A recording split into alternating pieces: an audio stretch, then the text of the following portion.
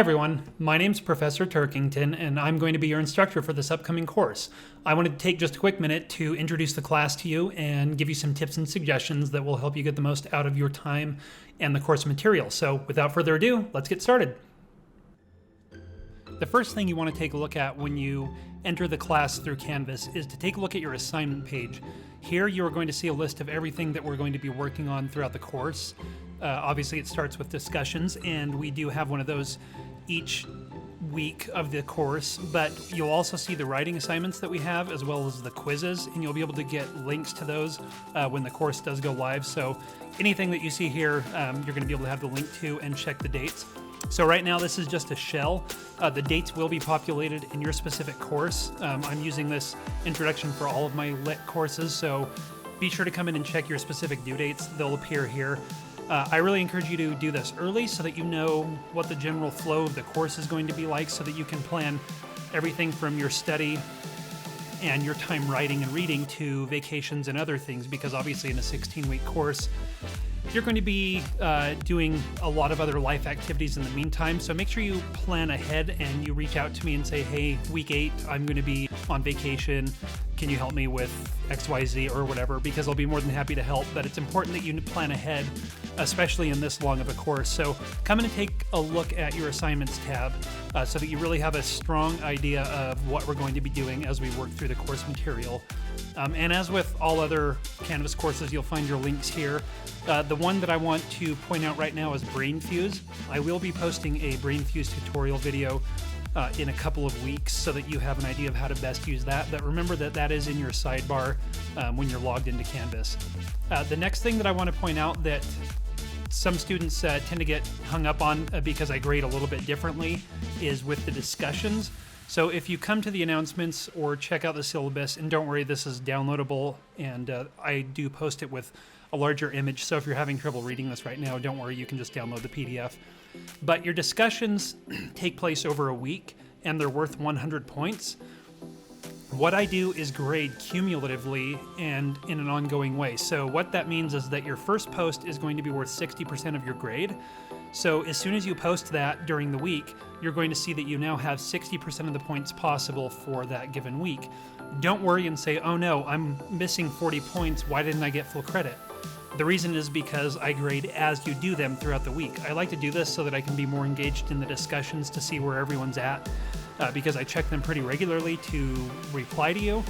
So make sure you understand that the discussions are 60% for your first post, and then each reply to your peers or to me is worth 20 points each. So that's how you're going to reach 100 points by the end of the week. And I do realize that the last discussion isn't due until Sunday at midnight at the end of the week. So if you don't have 100 points by Sunday, don't worry, because Monday I go in and do the last bit of the grading that might have come up over the weekend. So if you don't see a full score even by Sunday, just hold off and make sure, at the end of Monday that your score is where it should be. And if it's not by then, you can go ahead and reach out to me. But just remember that it's a cumulative process.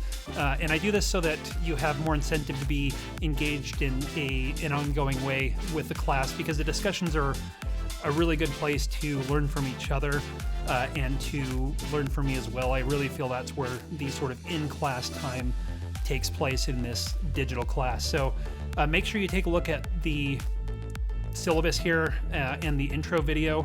This will say literature, obviously, because I'm filming it now, and yes, that's sort of meta. But anyway, I will have this video posted here. So yes, if you're seeing this and then you're seeing this, I do understand that syllabus inception, but that's okay.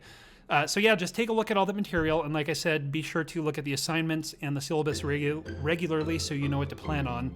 That way you're set up for success as best you can. And remember, always reach out to me early if you have any questions or need some assistance, because that's what I'm here to help you. The next thing I want to really quickly touch on is helpful links and resources that you can use throughout the class. Now, there are going to be videos on each of these that go in more depth and detail. For example, the library and BrainFuse will have their own dedicated videos that you can look at more, but this is just to kind of give you a quick overview of some of the tools that you can use no matter what sort of assignment you're working on, from quizzes to research papers to analyses to anything like that. So I just want to run through some of these, and as usual, they will be linked either in discussions and announcements or within their specific videos that come up throughout the course. The first one that I would like to point you to is the Purdue University, the Purdue OWL Writing Lab. This, besides the class material in Canvas, is going to be the absolute best resource you can use to answer any questions you have about writing and get any tips and tricks you might need for everything from doing research to MLA or APA format to grammar mistakes. You'll see that under the grammar section they have everything from how to write numbers to using pronouns to that versus which. They also have basic research papers that you can look at and examples. I'm not going to get into that. Like I said, right now, you can go in and play around on the website, but be sure to take advantage of the Purdue OWL, because anything you're going to need, any question you have, chances are you're going to be able to find the answer here, especially if you need some more help, something that's maybe not covered in a specific week's material. So take advantage of this. It's just owl.purdue.edu, and if you Google Purdue OWL, it'll come up just like this, and you can click on APA style guide or whatever you need. So all you need to do is just search Purdue OWL, and it'll take you to the writing lab. So be sure to take a look at that. That's really, really important no matter what you're writing or studying. And even if it's just for a quiz or a test or an assignment that you're not necessarily writing something, it will provide the information for you in a way that's really easy to digest. The next thing goes, the next thing that we want to look at is Canva. Now, Canva is a way that you can create infographics. I have done all of the syllabi and announcements for some of my other courses using Canva. It's very intuitive and simple to use. It's pretty much plug and play where you can just move things around. So this is just a template that I downloaded to use looking at another project I was using. But you'll see that when you look at it, when you're actually in Canva, you can move around any of the elements. You can type in what you want, so you can move around, type, adjust. You can adjust the font size for anything. Obviously, I'm butchering this specific one, but you have access to adding or removing images. This is a really great way to create infographics or to work with presentations that you might have to do. So be sure to take advantage of this if you don't like using, say, PowerPoint, or you don't want to try and do it in Word, or you don't want to use Photoshop to get really in-depth. Take a look at Canva, just search for canva.com, and you'll be able to find all of their templates and some tutorials and play around with that.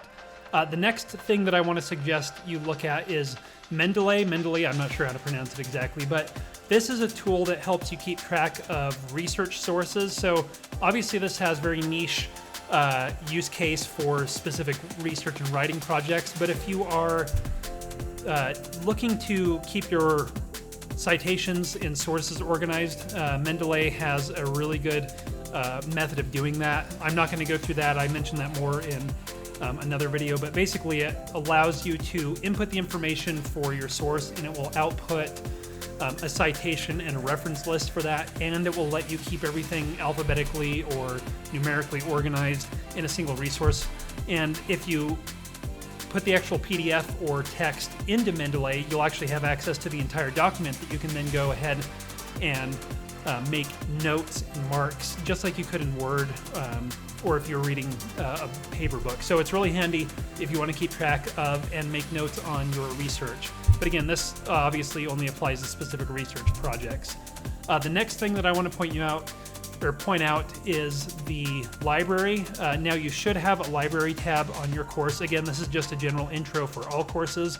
Make sure you look for your specific course to see if and where the library resource is. But it will take you to something that looks similar to this. Obviously, I'm in my teacher profile, and it might look a little different to you compared to what yours looks like. But from here, you're going to be able to access the library. I use the Learn library most. And this is how you're going to have access to all of your research information through the library. Again, there will be a specific library video later, so don't worry if you don't completely understand this all at once. I just wanted to point that out as a quick example. The final study help that I want to point out is BrainFuse. As with the library, BrainFuse is going to be a link in your Canvas page sidebar in pretty much any class. So if for some reason you don't see it in this class, maybe check another one of your classes, but it should be there in just about every class. This is going to give you everything from tutoring help to a writing center and a writing lab where you'll actually get feedback on your paper, to flashcards and vocabulary, basically anything that you could need no matter the subject. So this is something that's going to be useful for every class, not just this specific class. And again, I do have a dedicated video on using this because it does have a lot of things that you can do with it, and there's too much to cover in just this quick video. But be sure to take a look at BrainFuse if you want a little bit of extra study help. Now, one other thing that I want to point out for doing any presentations and sharing information, because I know that sharing and uploading files just through Canvas can be a little bit tricky. I like to use what's called OBS, or Open Broadcast Software. That's what I use to record and upload all of my videos. It's obviously more in depth than just recording using your Windows or Mac camera feature. So this is something that if you want to get a little bit more creative, take a look at this. There are other tools and programs like OBS, but this happens to be my favorite, and it offers a really robust system that you can work with. Again, take a look at tutorials if you're interested in that. This is just to kind of cover some of the options and opportunities you have specifically for sharing your content that you create in this class with me and with your fellow students and classmates. So I hope that helps. Like I said, all the links will be either in this video or in upcoming videos, or there will be dedicated videos on each one of these. Specifically, the BrainFuse and library videos are going to be a little bit more in depth because those are likely to be the most useful for you. But if you have any questions about any of these, let me know, and I will be sure to answer them either in the comments or in class. Well, I hope the video helped you get a little bit better idea of what to expect from this class and how to succeed and how to use some of the resources that you have available through the school. Now, one thing I want to really quickly remind you is that I am here to help you. My goal is to help you to learn and grow and succeed in the course, so don't hesitate to reach out if you have any questions. I'm available through text, phone calls, and email pretty regularly. See the syllabus for exact details, but never be afraid of reaching out if you have any questions, and don't forget to rely on your fellow classmates because they are a great resource as well. So with that, I look forward to working with you in this class, and I hope you have a great day. Thanks!